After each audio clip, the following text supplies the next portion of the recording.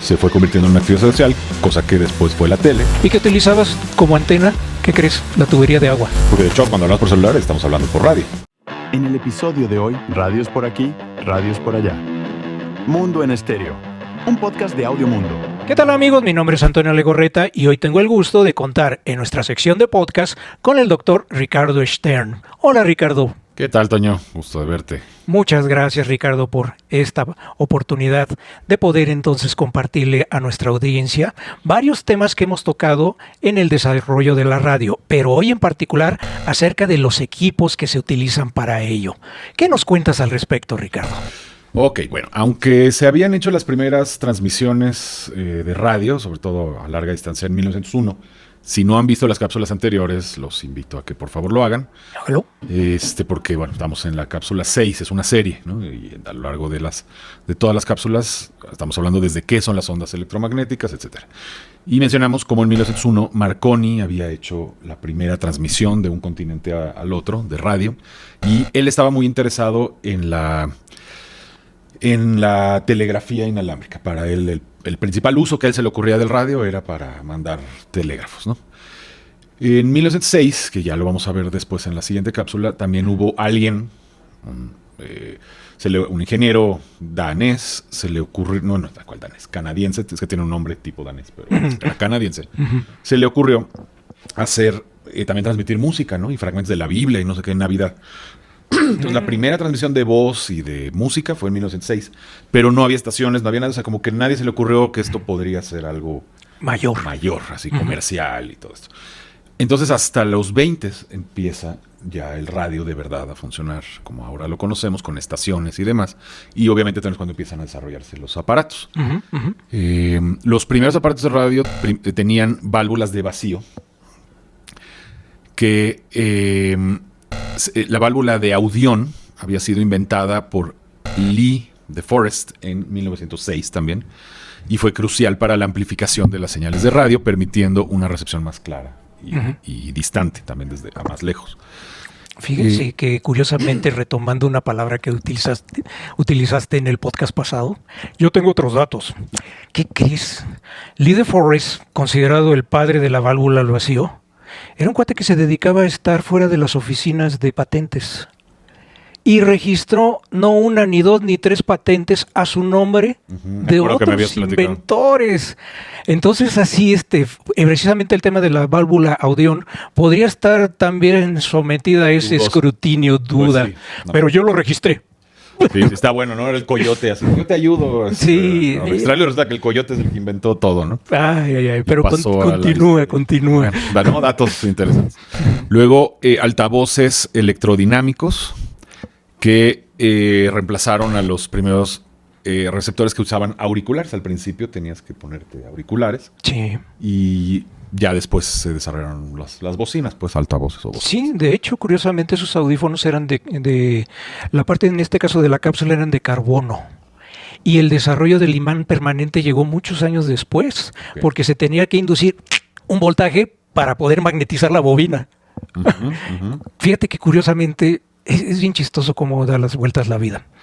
Los tipos de radio, los de mesa y los de pie. Sí, los de mesa que parecían un mueble de madera y se les llamaba de catedral.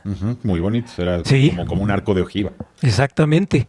Y los de pie, bueno, tengo un Radio Fada fabricado en 1927, gracias a mi suegro que me lo heredó en vida, sí, y efectivamente todo de bulbos, pero imposible ya de conectar, desafortunadamente.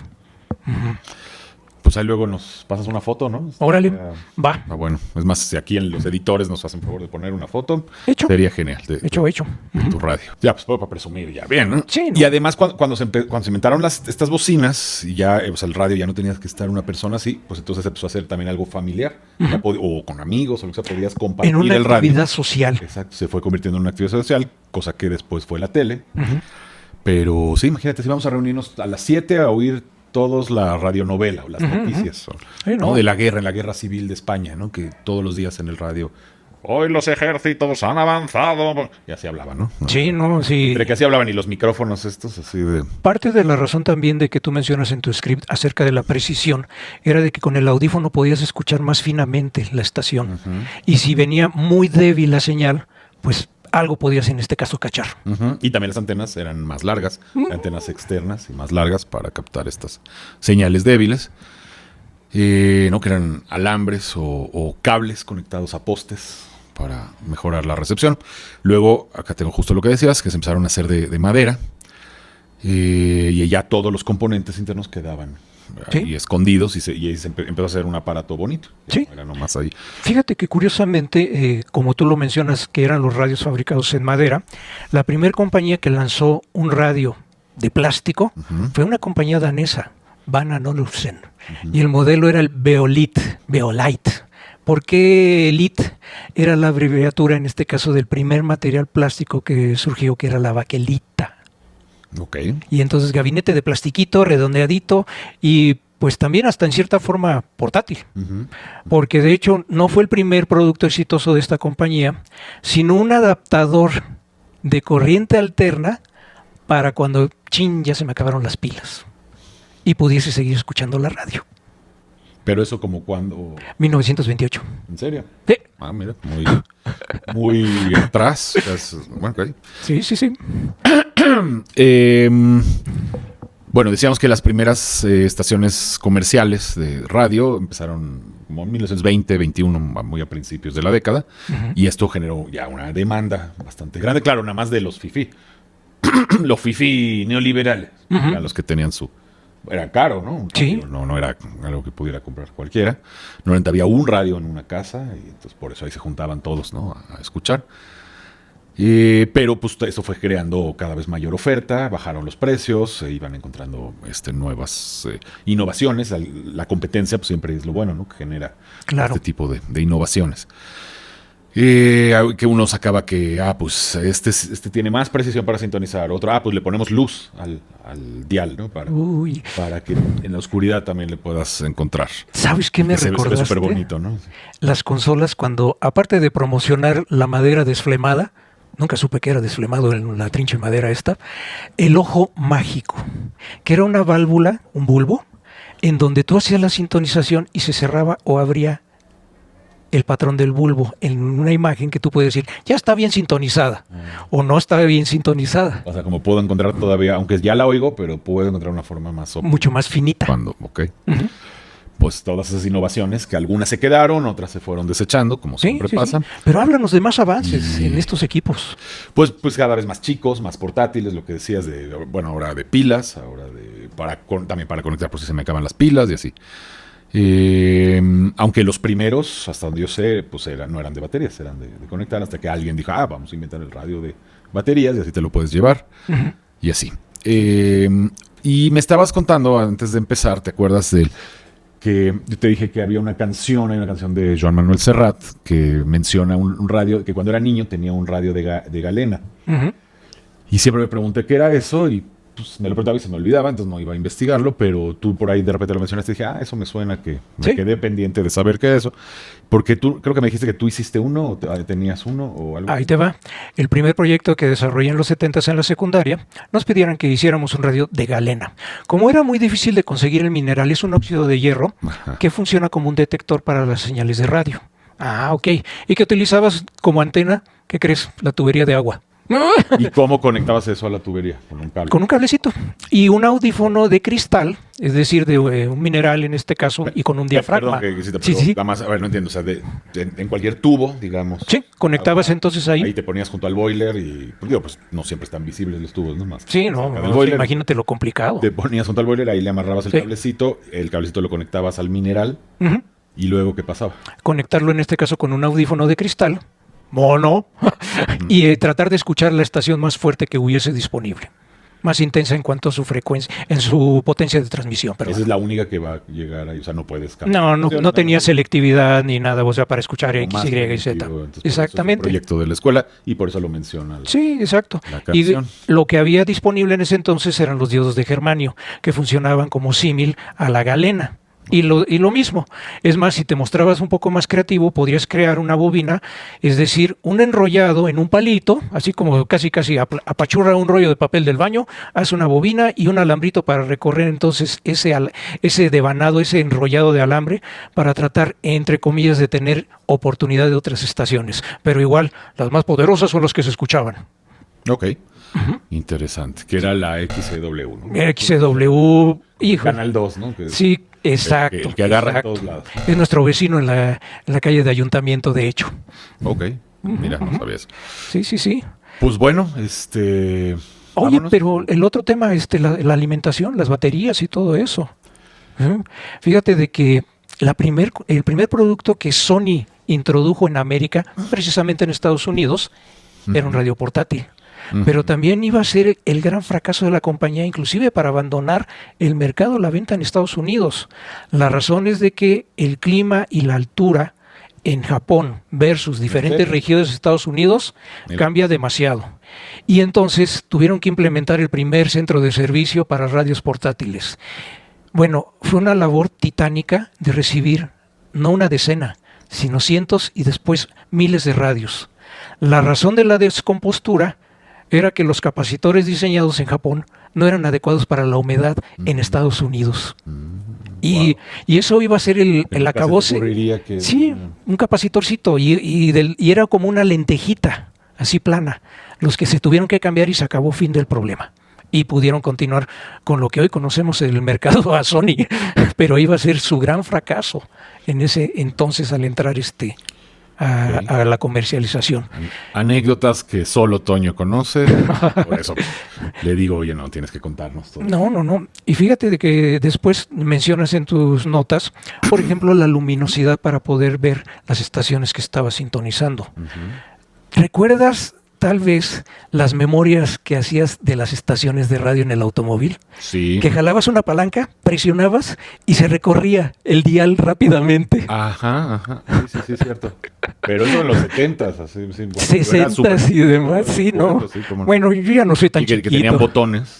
Estaban padrísimos. Y era mecánica la forma en la que funcionaban las memorias. Exacto, sí.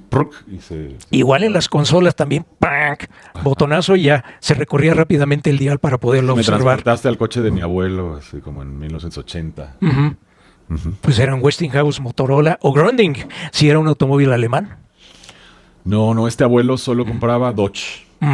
Y yo me parezco a mi abuelo porque también tengo un Dodge. Sí. Pero dos patas. Sí, era de verdad. Pues sí, los radios que incorporaba en ese entonces, me recordaste, General Motors, que era Delco, pues eran patentes de Motorola para su implementación, y radios, o sea, de que fabricaban a montones en todos los automóviles. Sí.